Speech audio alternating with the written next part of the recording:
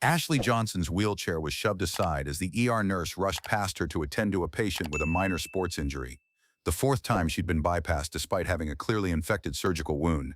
The medical staff had written her off as a drug seeker the moment they saw her disability, too busy and too prejudiced to actually examine her condition. The 26-year-old former combat medic remained calm despite the growing fever, her tactical mind already recognizing the signs of sepsis that the supposedly trained professionals were ignoring. They saw a problem patient, she saw a system failure, and in 30 minutes, 45 of the Army's finest medics would arrive to demonstrate what real medical care looked like. Ashley Johnson, 26 years old, sat quietly in the corner of St. Mary's emergency department, watching the chaos unfold with the same analytical precision she'd once used to assess battlefield casualties. Her auburn hair was pulled back in a simple ponytail, and her hazel eyes held a clarity that seemed almost unnatural given the fever that was slowly building in her system. She wore a simple gray t-shirt and dark jeans, her lean frame still carrying the posture of military training despite the standard black wheelchair that had been her reality for the past 8 months. The chair was functional, medical grade, designed for daily living rather than athletics, but Ashley had learned to navigate the world with the same efficiency she'd once brought to combat zones. What the busy ER staff couldn't see beneath her civilian clothes was the small caduceus tattoo on her left wrist, the symbol of military medicine with the words "Save lives, ease pain" etched in delicate script. It was faded now, like a memory from another life, but to those who understood military medicine, it represented years of training that turned ordinary soldiers into lifesavers. For more powerful videos about our military heroes, please take a moment to subscribe to the channel. Your support helps us continue to tell these important stories. Ashley Johnson, 26 years old, had been waiting in the St. Mary's emergency department for 3.5 hours, watching her condition deteriorate while medical professionals prioritized everything except her actual medical needs. Her auburn hair stuck to her forehead with fever sweat, and her hazel eyes tracked every movement in the busy ER with the analytical precision that had once saved lives in combat zones. She wore a simple gray t-shirt and dark jeans, her military bearings still evident despite the standard black wheelchair and the pain that was slowly spreading through her system. The surgical site on her left leg, where surgeons had tried to repair damage from the IED explosion in Kandahar, was clearly infected, red, swollen, and radiating heat that even a first-year medical student should have recognized as serious. But Ashley wasn't being seen by medical students or doctors. She was being systematically ignored by a staff that had labeled her a frequent flyer and drug seeker without bothering to check that this was actually her first visit to this hospital in over a year. The small caduceus tattoo on her wrist, barely visible beneath her sleeve, told a story none of them had bothered to learn. Ashley had served as a 68W combat medic with the 82nd Airborne Division, completing 2 tours in Afghanistan where she'd earned the Combat Medical Badge, 2 Bronze Stars, and the Purple Heart. She'd saved more lives in her 3 years of active duty than most ER nurses see in their entire careers. But in civilian scrubs, degrees on the wall meant more than experience under fire. At least that's what Ashley was learning as she watched the American healthcare system fail her in real time. The ER was her current battlefield, not the dusty mountains of Afghanistan where she'd once triaged mass casualty events, but a sterile facility where she was fighting a different kind of war, against infection, against prejudice, and against a system that seemed determined to let her suffer because she didn't fit their profile of a deserving patient. The first sign that Ashley's visit would be different from normal medical care came at Triage, where Nurse Patricia Coleman, a 20-year veteran of emergency medicine, took one look at the wheelchair and immediately made assumptions that would nearly cost Ashley her life. "What's the complaint today?" Patricia asked without looking up from her computer, her tone suggesting she'd already decided this was a waste of time. "Surgical site infection," Ashley replied calmly, rolling up her pant leg to reveal the obviously infected incision. "Post-operative complications from IED-related injuries. The wound is hot, inflamed, and I'm running a fever." Patricia glanced briefly at the wound, then back at her screen. "Pain level 1 to 10. The infection is the primary concern," Ashley said. "The pain is manageable, but the systemic signs suggest—" "Pain level 1 to 10, Patricia repeated, her fingers hovering over the keyboard as if Ashley's medical assessment was irrelevant. 7, Ashley replied, though she could have endured far worse. Pain tolerance was part of her training. Patricia typed something into the computer, then handed Ashley a bracelet. "Have a seat, someone will call you." No vital signs taken, no wound examination, no temperature check despite Ashley mentioning fever. Just a quick dismissal and a plastic bracelet that Ashley suspected was already marked with assumptions rather than medical facts. What Patricia had typed into the triage notes would follow Ashley through her entire visit. Wheelchair-bound female, chronic pain complaint, requesting pain medication evaluation. Not one word about infection, not one mention of surgical complications, just the code words that would ensure Ashley received substandard care based on prejudice rather than symptoms. Over the next 3 hours, Ashley watched the emergency department's priority system in action. Patients who arrived after her were called back immediately while she remained in the waiting room, her condition steadily worsening. A college football player with a twisted ankle went straight to a room. A businessman with chest pain that turned out to be heartburn was seen within minutes. A teenage girl with a minor cut from craft class received immediate attention. Ashley, meanwhile, sat in her wheelchair as fever crept through her system and the infection spread from her surgical site into her bloodstream. Her medical training told her exactly what was happening. The early stages of sepsis, a potentially life-threatening condition that required immediate antibiotic intervention. But every time she approached the triage desk to update her condition, she was told to wait your turn or be patient by staff who seemed to view her as a problem rather than a person in medical distress. The fourth time she was bypassed came when Nurse Jennifer Walsh literally pushed Ashley's wheelchair aside to rush past her toward a patient who just arrived with a minor sports injury. "Excuse me," Jennifer said, not bothering to make eye contact as she shoved the wheelchair toward the wall. "Medical emergency." Ashley watched as the medical emergency, a soccer player with what appeared to be a bruised shin, was immediately taken to an examination room while she remained in the corner, her fever climbing and her infection spreading. That's when Ashley's combat medic training kicked in. She began taking her own vital signs using techniques she'd learned in the field, checking her pulse, assessing her skin temperature, monitoring her respiratory rate. What she found confirmed her worst fears: tachycardia, fever, altered mental clarity, the classic triad of early sepsis. In Afghanistan, she would have immediately started IV antibiotics and fluid resuscitation. Here, she couldn't even get someone to take her temperature. By hour 4, Ashley's condition had deteriorated to the point where she was having difficulty maintaining focus. The infection had clearly entered her bloodstream, and what had started as a localized surgical site infection was becoming a systemic threat to her life. She wheeled herself back to the triage desk, where Patricia was chatting with another nurse about weekend plans. "Excuse me?" Ashley said, her voice weaker now but still controlled. "I need immediate medical attention. I'm showing signs of systemic infection, and my condition is deteriorating rapidly." Patricia looked up with obvious irritation. "Ma'am, you need to wait like everyone else. The doctors will see you when they can." "This isn't about waiting," Ashley replied, fighting to keep her voice steady. "This is about triage protocol. I'm presenting with signs of sepsis, which requires immediate intervention." The word sepsis should have triggered immediate action from any medical professional. Instead, Patricia rolled her eyes. "Ma'am, I understand you think you know medical terminology, but let the doctors do the diagnosing, okay? You're here for pain medication, and that's not an emergency." Ashley stared at the nurse for a long moment, processing the complete breakdown of medical professionalism she was witnessing. In the Army, medics who failed to properly assess and prioritize patients faced court-martial. Here, apparently, gross negligence was just another Tuesday. "I need to speak to your charge nurse," Ashley said quietly. "That would be me," Patricia replied with a smug smile. "And I'm telling you to wait." That's when Ashley made a decision that would change everything. She pulled out her phone and scrolled through her contacts until she found a number she hadn't called in months. Master Sergeant Maria Santos, her former unit commander, was attending the National Military Medicine Conference at the Convention Center 3 blocks away. Ashley had seen the conference advertisement in the hospital lobby and realized that 200 of the Army's finest medical professionals were literally around the corner. The phone rang twice before a familiar voice answered. "Master Sergeant Santos." "Master Sergeant, this is Specialist Johnson. I'm sorry to bother you, but I need help." There was a pause, then the warmth that came from genuine care between soldiers. "Ashley, Jesus, it's good to hear your voice. What's wrong?" "I'm at St. Mary's Emergency Department with what appears to be sepsis secondary to surgical site infection. I've been here 4 hours, and they've labeled me a drug seeker without performing any actual medical assessment." The silence on the other end was profound. Master Sergeant Santos had served as a combat medic for 15 years before becoming a medical administrator. She knew exactly what Ashley's words meant. "Sepsis?" Santos asked, her voice sharp with concern. "Positive. Tachycardia, fever, altered mental status, obvious wound infection.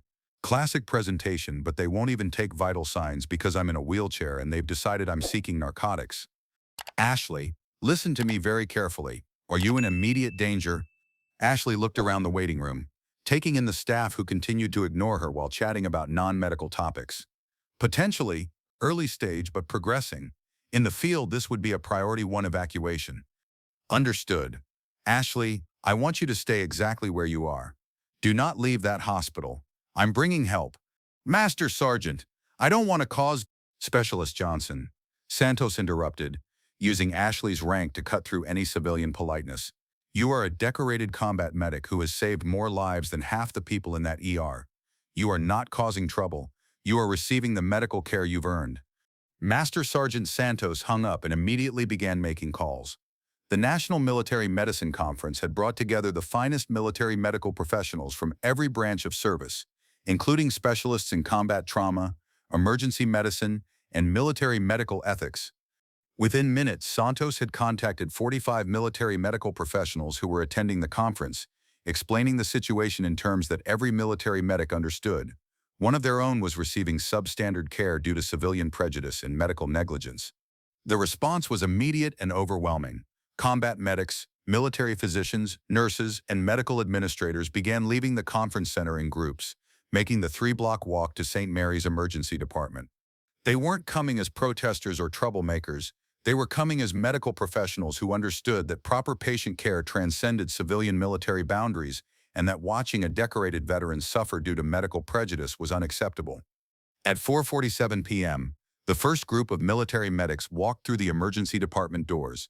They wore civilian clothes, conference attire ranging from business casual to dress uniforms, but their bearing was unmistakably military. Master Sergeant Santos led the group, her eyes immediately finding Ashley in the corner where she'd been abandoned. Behind her came Major Jennifer Chen, an emergency medicine physician, Captain Robert Martinez, a trauma surgeon, and 42 other military medical professionals who had interrupted their conference to respond to a medical emergency. The ER staff looked up in confusion as the group entered, unsure why so many people in business attire were suddenly filling their waiting room. Master Sergeant Santos walked directly to Ashley, kneeling beside her wheelchair with the gentle efficiency of someone who tended to wounded soldiers. "How are you holding up, Specialist?" "Hanging in there, Master Sergeant. Conditions deteriorated since we talked." Santos placed her hand on Ashley's forehead, immediately recognizing the fever. She checked Ashley's pulse, noted the rapid heart rate, observed the obvious signs of systemic infection that the ER staff had ignored for 4 hours. "Major Chen," she called to the emergency medicine physician, "I need a professional assessment." Dr. Chen approached, introducing herself to Ashley before beginning a proper medical evaluation.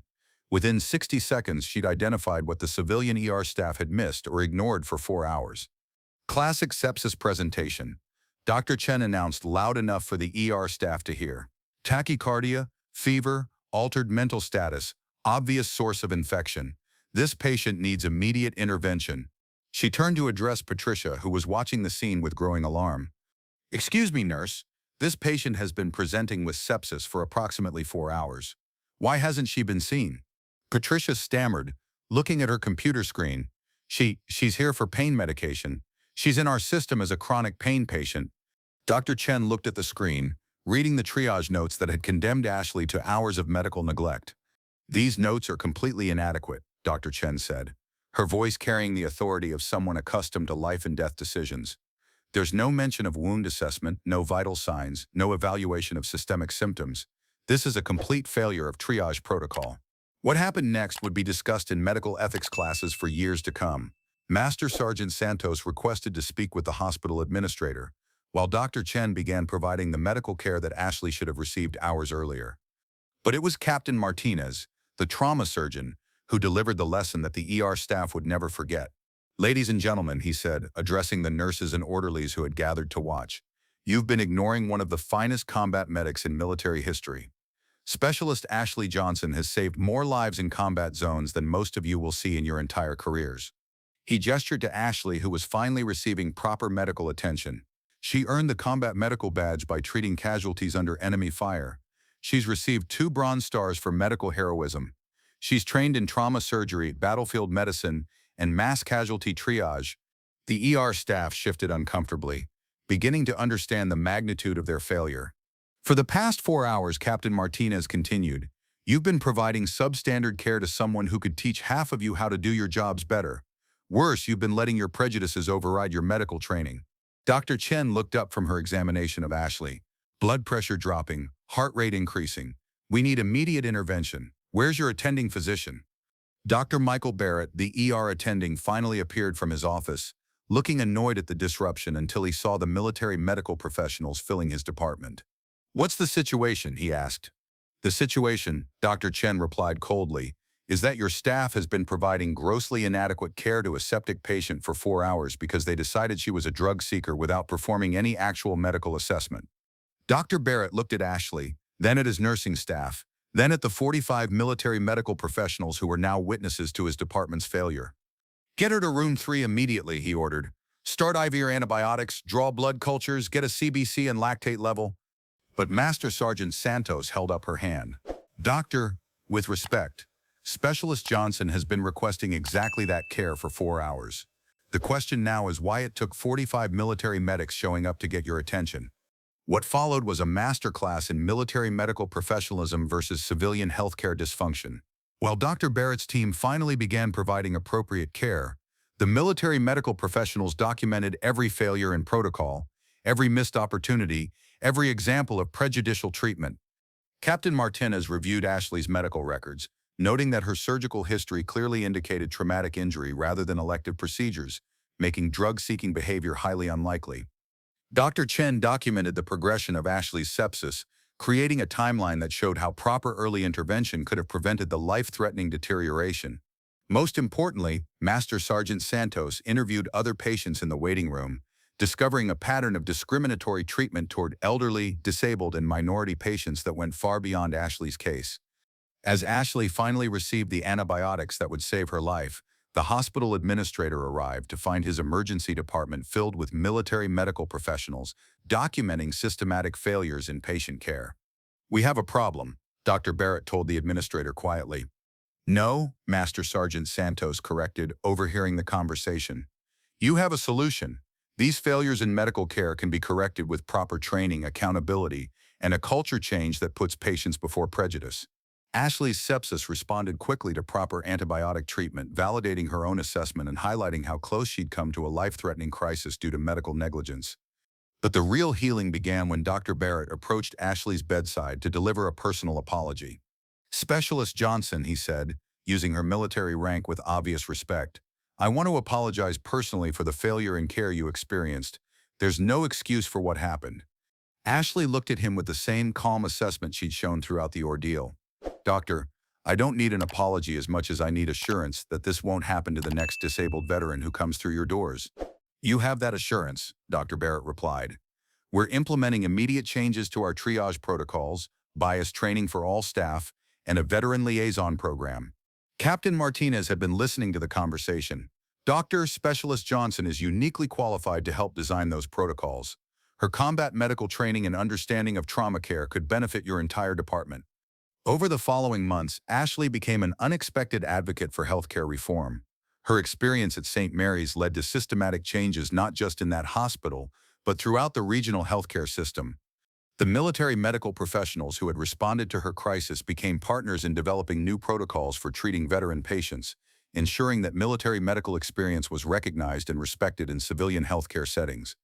Most importantly, Ashley's case became a teaching example in medical schools across the country, illustrating how unconscious bias and prejudicial assumptions could override basic medical judgment with potentially fatal consequences. Epilogue: Legacy of Service. A year later, Ashley received an invitation she hadn't expected.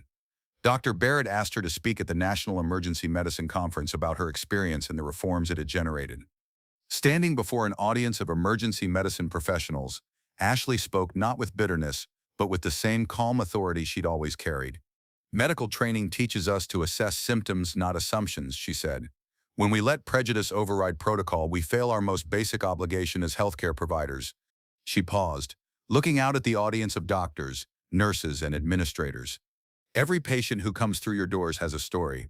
Some of those stories include military service, some include trauma, Some include experiences that have shaped them in ways you may never understand. But every story deserves the same medical care, the same professional assessment, the same respect for human dignity. The standing ovation that followed wasn't just for Ashley, but for every patient who had ever been dismissed, ignored, or mistreated by a healthcare system that sometimes forgot that healing requires seeing people as more than their immediate presentation. Ashley's wheelchair didn't make her less qualified to assess her own medical condition. Her military service didn't make her more deserving of care than any other patient. But her experience reminded an entire profession that good medicine requires treating patients as partners in their own care, regardless of how they arrive at your door. Before you go, I want to hear from you. Have you ever been dismissed by healthcare providers because of assumptions they made about you? Have you ever witnessed discrimination in medical settings? Share your story in the comments below. Your experience might help someone else advocate for the care they deserve. And if this story moved you, if it reminded you that every patient deserves respect and proper care, hit that subscribe button, because everyone deserves to have their story told, and everyone deserves to be treated with dignity when they're at their most vulnerable.